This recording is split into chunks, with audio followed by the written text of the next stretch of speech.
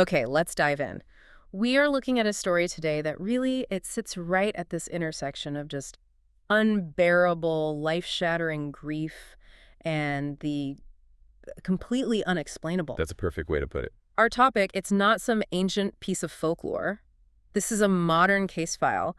It's been meticulously documented, and it just forces you to ask a question that, frankly, most of us would rather not think about. Which is? Can a soul come back, not just in spirit, but with physical proof of how it died? And that's the premise we're really wrestling with. Yeah. It's why the case of the Pollock Twins is still one of the most compelling, most detailed, and honestly one of the most disturbing files in the entire history of parapsychology. The study of these kinds of mental phenomena, right? Yeah. Things that are outside of normal psychology. Exactly. So our mission here is to walk you through this family's story piece by piece and really look at how this string of escalating, just mind-bending coincidences led to what some very serious researchers considered, well, undeniable evidence of reincarnation. And the setting for this is Hexham, England. We're in the late 1950s. Right. And our sources here, they don't just give us a list of facts. It reads like a novel almost. It's chronological. It's filled with these emotional and physical details that just make it so hard to dismiss. You have to start at the beginning. You do. You have to start with the absolute tragedy that set the whole thing in motion. Because without understanding that initial pain, the father's desperation, none of what comes next makes any sense. It's all rooted in this impossible, desperate prayer that was made in, what had to be the darkest moment of this family's life. You have to feel that loss to understand the weight of everything that followed. So the starting point, it's heartbreaking. It's May 5th, 1957, a cold, gray Sunday morning in this quiet English town, Hexham. And you have two young sisters, Joanna, who's 11, and Jacqueline Pollock, who's 6. They're just walking down the sidewalk, probably on their way back from church. A completely normal, everyday moment. Until it isn't. In a split second, an out-of-control car swerves, mounts the pavement, and that's it. The sources are agonizingly clear on this point. The girls were killed instantly. The loss was immediate, it was total, and just completely senseless. And the aftermath for the parents, John and Florence Pollock, it didn't just make them sad. The word that's always used is that it destroyed them. Absolutely. But the key here, the thing that really opens the door for everything that happens next, is that their grief wasn't identical. Yeah. They responded in completely different ways. That contrast is so important. Let's talk about the father, John. He was a complex guy. Very. He was a devout Catholic, so he already had this deep belief in an afterlife. But he also had this kind of private fascination with reincarnation. Which is not something you typically see paired with devout Catholicism. Not at all. So when this tragedy hits, his grief doesn't just get big, it becomes obsessive. It drives him to look for answers beyond what his religion was offering. And his response was, frankly, radical. While Florence, the mother, is trying to hold on to the traditional idea of, their souls are in heaven, John just turns his back on that completely. He couldn't accept that they were just gone. No. He became completely consumed by this idea that they had to return. So he starts praying. And his prayer is astonishingly specific. He's not asking for their souls to find peace. He's praying day after day for them to come back. And he even goes a step further. He tells his wife, Florence, with this, unsettling level of confidence that they will come back as twin girls. Just imagine being Florence in that moment. I can't. You're dealing with this crushing grief, and your husband, he's not grieving with you. He's making these wild predictions. She thought he was losing his mind, right? The sources say she thought he was going mad with grief. And you can't blame her. She was a skeptic. She didn't believe in reincarnation at all. So to her, this wasn't faith. This was a terrifying kind of denial, a retreat into a fantasy world. And it wasn't just a philosophical disagreement either. There was a very real medical reason for her to think he was delusional. Exactly.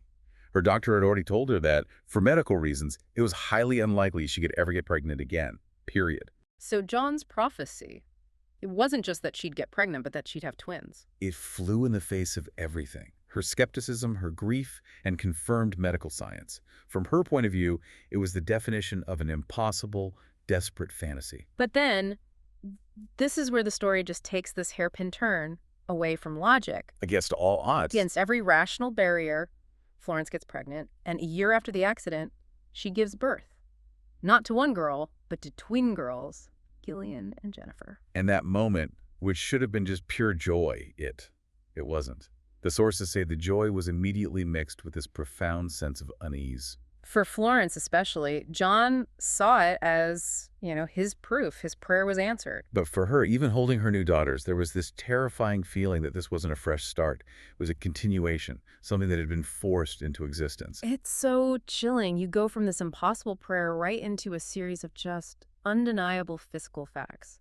The question wasn't if something impossible happened, but why the evidence was already showing up on their bodies. That's where we pivot from the emotional story to the cold, hard, physical observations. So the miracle twins, Gillian and Jennifer, arrive, and almost right away the first detail emerges. And it's something that forces Florence, the skeptic, into this state of just deep dread. This is the critical juncture. We're moving from high emotion to almost forensic detail. It involves Jennifer, the younger twin. She corresponds in age to Jacqueline, the 6-year-old who died. Yes. And we're talking about birthmarks. When Jennifer was a baby, they noticed she had this distinct white line that stretched across her forehead, just above her eyebrow. And the detail here is it's laser specific. John noticed it first, of course. He was looking for it. He was. And this birthmark, it wasn't just some random mark. It was in the exact same spot and had the exact same shape as a scar that Jacqueline had. Right. The scar she got from a bicycle accident 3 years before she died. Let's just pause on that for a second. The sheer improbability of that. Well, this is what researchers like Dr. Ian Stevenson really hang their hats on. We're talking about a specific traumatic injury from a past life. A documented injury. A documented childhood injury. Yeah. Manifesting as a congenital mark in the exact same spot on the new body. Birthmarks are common, sure, but they're usually just irregular spots of pigment. Right. For a birthmark to mimic the specific linear shape, the texture, and the precise location of a scar from a trauma the child never experienced, the statistical odds are just astronomical. It's beyond coincidence. You couldn't even really calculate it. You couldn't. And this wasn't the only one. Stevenson's work found that in about a third of the thousands of cases he studied, birthmarks corresponded to wounds on the deceased person. But the Pollock case was just so clean, so precise, it started to shake the foundations of any rational explanation. And it wasn't just the one mark, was it? No. If that wasn't enough, there's a second one. Jennifer also had a specific pigment mark on her waist. It perfectly matched a unique birthmark that Jacqueline had also possessed. Wow, so now you have two separate, very specific physical markers. The scar-like birthmark on the head and a unique pigment pattern on the waist. Both on the younger twin, Jennifer, perfectly matching the deceased younger sister, Jacqueline. Exactly. It's incredibly hard to just write that off as a fluke. It's a pattern. So how did Florence, the skeptic, deal with this? You can't just explain away something that's literally written on your child's skin. Well, her internal struggle is one of the most compelling parts of the story. The sources say she fought desperately to dismiss it. She kept telling herself, it's just a coincidence, it's just a coincidence. Even when it clearly wasn't. Because think about the alternative. Accepting that it's not a coincidence means accepting that your dead daughter has literally come back, carrying the physical scars of her trauma. It's terrifying. It was easier for her at first to cling to any rational explanation, no matter how flimsy. It's a psychological defense mechanism. You build a wall of logic to protect yourself from something that feels so fundamentally illogical. But that wall was about to crumble, because the physical evidence was just the beginning. Once the twins started talking, the psychological evidence, the memories, they became impossible for even her to ignore. The physical marks were disturbing, but yeah, the behavioral stuff, that's what really launches this case into a whole other dimension, and it starts with something as simple as a box of old toys. This is where we shift from inherited anatomy to inherited identity. Yeah. John, now totally convinced, decides to run a little. An emotional experiment. He goes up to the attic and brings down this big box of toys. Toys that belong to Joanna and Jacqueline. Crucially, yes. Okay. And they had been locked away up there since the day of the accident. The new twins had never seen them. No exposure whatsoever. And the reaction isn't just, oh, new toys. No, it was immediate, overwhelming recognition. They didn't just play with them. They treated them like they'd just been found after being misplaced. And the specifics are what's so startling. Okay, like what? For example, they immediately pick up 2 specific dolls and give them names, Mary and Suzanne. And those were the name. The exact names the dead sisters had given those dolls years before. Okay, hold on. This is where a skeptic, like Florence, would immediately jump in and say, couldn't John have coached them? Right. Parental suggestion. He was so invested, so desperate for proof. Couldn't he have mentioned the names, even accidentally? This is that idea of cryptomnesia, right, where you hear something and later think it's your own original thought. That's an excellent and totally necessary question. It's the first thing researchers like Stevenson try to rule out. So how does the Pollock case get around that dismissal? A few ways. First, Florence herself, the skeptic, insisted they were incredibly careful not to talk about the previous life for that exact reason. They didn't want to contaminate the situation. Okay. But more importantly, the recognition went way beyond just names. It escalated into behavior that you just can't coach. The arguments over who owned what? Precisely. They started fighting over which doll belonged to whom. But with the specific possessiveness and the dynamic of Joanna and Jacqueline, Gillian, the older twin, claimed the toys that belonged to Joanna, the older sister. And Jennifer claimed Jacqueline's? Yes, with the specific attitude of an older and younger sister. It wasn't just recognizing an object, it was assuming the entire emotional history and relationship with that object. You can't really implant that. It's like they inherited the emotional identity attached to the memory. That's a huge distinction. And this uncanny knowledge, it didn't just stay within the house, did it? No, and this is maybe even more astounding. The family eventually moves back to Hexham, the town where the accident happened. A town the twins had technically never been to in their current lives. Exactly. They were born somewhere else. So this was a major test. Does the memory transfer apply to a whole environment? And as they're driving into this town that's completely new to them, what happens? They start acting like a GPS from the past. They begin pointing out landmarks, parks, specific places they recognized. The most famous one is the school, right? Yes, they drove past their old school, and the Quins just point and say, that's where we used to go to play. They knew the route to their old house, which there's no way they could have known. They even supposedly recognized old neighbors. That navigational memory is such a cornerstone in these cases. The ability to identify places you've never been, especially when your parents are actively trying not to talk about the past, that is so difficult to explain away. So you start stacking it all up. The matching birthmarks from a known trauma.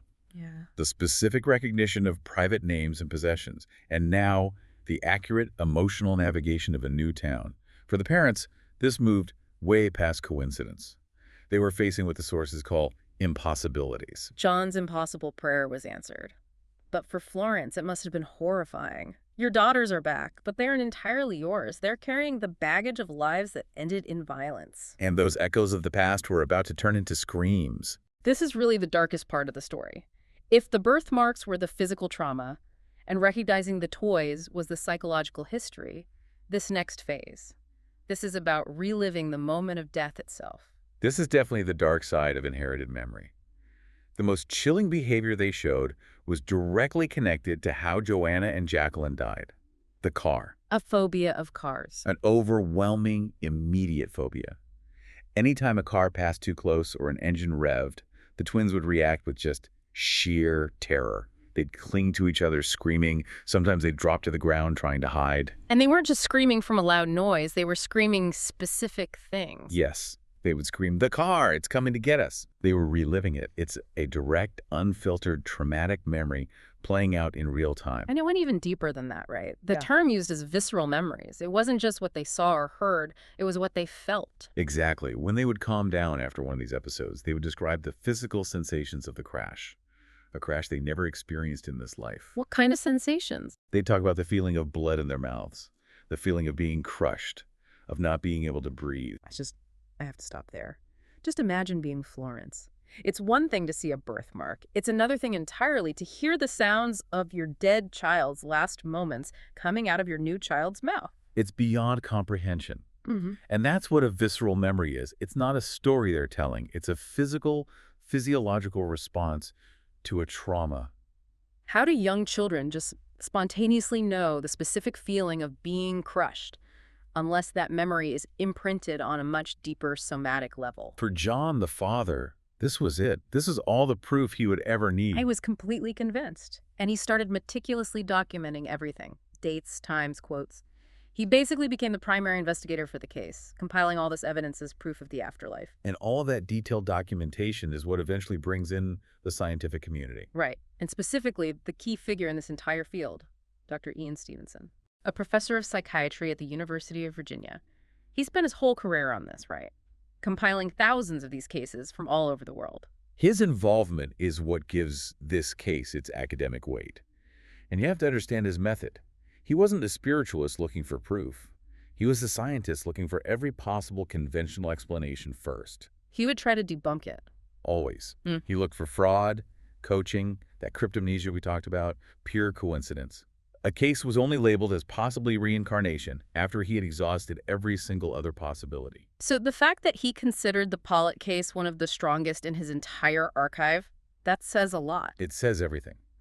The sources specifically note that even Stevenson, a man who had heard thousands of these stories, admitted that this case shook him. Why this one in particular? It was the convergence, the birthmark matching a known specific injury, plus the recognition of objects and names, plus the acute phobia directly linked to the cause of death. You had multiple independent lines of evidence all pointing in the same direction. It was just too much to be a coincidence. So the conclusion seems overwhelming. If reincarnation is real, this is what it looks like. But then, just as suddenly as it all started, it stopped. And that's the final mysterious turn in the story. This constant, intrusive stream of past life memories. It just abruptly ended. And it wasn't a gradual fading out like you'd expect with childhood memories. No, the sources are clear. It stopped as mysteriously as it began.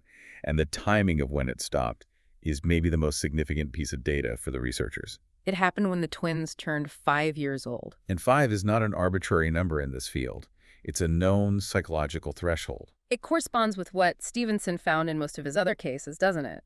The memories peak around age 3 or 4, and then they're just gone by 5 to 7. Exactly. And it seems to be linked to brain development. Okay, walk me through that. Why does age 5 seem to be the cutoff point? Well, in very early childhood, your memory is dominated by the limbic system. That's where raw, emotional, non-narrative experiences are stored. Those visceral memories of the crash. That's limbic system territory. Yep. But as a child gets closer to 5 or 6, the neocortex, the part of the brain for logic, language, and building a coherent story of your life, that part comes fully online. And it has to consolidate and prioritize the current life's identity. So the brain is essentially building a biological wall to block out these earlier non-native memories. It needs a clean slate to build a functional personality for this life. It's an identity reboot, driven by biology. And the result was, one morning they just woke up and it was all gone. The fear of cars, the names of the dolls, the memories of the accident vanished. And they just grew up as normal young women. Completely normal, with no conscious memory of ever being Joanne and Jacqueline. The memories weren't just suppressed, they were gone, integrated so deeply they were inaccessible. This temporal limit, this 5-year cutoff, it raises such profound questions. If that identity can come back so strongly for 5 years and then just disappear, where does it go? Right. Does the old soul fully integrate into the new one? Or is it just overwhelmed and repressed by the demands of the current life?